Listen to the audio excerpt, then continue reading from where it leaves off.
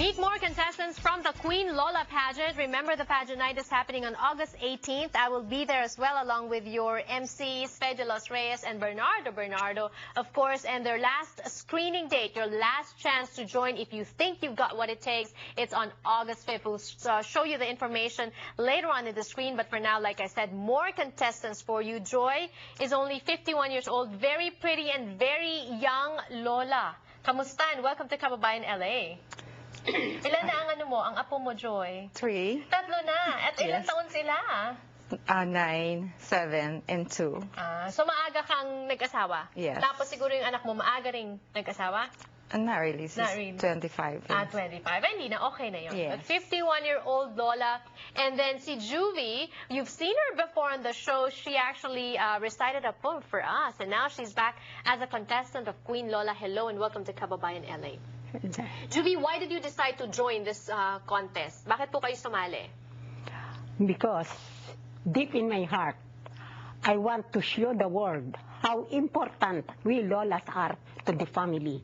Because we Lolas very patient, loving, and soft-spoken to our grandchildren, and that we are the ones who are training them to be truthful, clean, industrious, and respectful to elders and to the young ones. Wonderful answer. Kung yan po ang question sa question and answer, mataas ang points na makukuha nyo, si Lola Juvie. And next is Violet, wearing pink. Violet, why did you join this competition?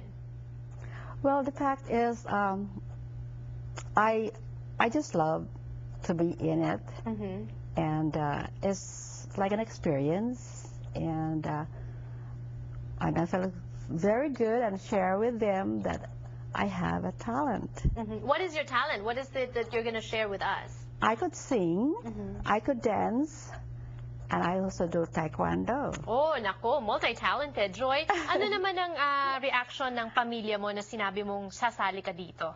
They're excited. It's like, wow, you're so young to join this Lola. Right. But you are a Lola. Kasi Yes. diba, ang requirement is kung yung anak mo ay may anak, Lola ka na. Yes, Diba? compared to they know that, the participants are like older than me. That's why they said, you're young to join this Lola. And let me guess, I have a feeling na yung mga apo, mas excited pa kesa sa mga anak. Ano pong sabi ng mga apo nyo? Oh, Lola, I'm telling my friends about you. Go on. We are very excited and very happy and have a copy about your experience there. Ayan. Alam mo, dati sa Miss Universe pageant meron, what is the essence of a woman? Di ba may question na ganon? So, Violet, what is the essence of a Lola? The essence of a Lola is magic. You know, being a Lola, my granddaughter called me Nana. It's just, wow, like it lit your spirit. It feels so good, when you are already a grandma. And what are you going to do with the prizes naman kung ikaw ang manalo? Joy, about up to $25,000 in cash and in-kind prizes, plus a cameo role sa movie. Exciting. It's exciting. This is going to change her life. Well, if I win as a Queen of Lola, I will donate it to this organization, a portion of it, and also I will donate it to the St. Anthony because I am a devotee. Of St. Anthony. Yes. Okay. That's wonderful. Using your faith also to help you through this. Ano Correct. po ang gagawin niyo naman sa pagkapanalo? Tita Juvie, naku, baka mapanood ko kayo sa movie. Ready ka na bang maging artista? For your information, if kung hindi makakasama, nakasama ko na si Vic Soto. Oh, wow. Sa movie. During my younger years when I was teaching, nagkaroon ng contest na ng Lola Deer. Siya ang aking anak na humihingi ng tulong sa akin, pero anak siya sa labas ng mister ko.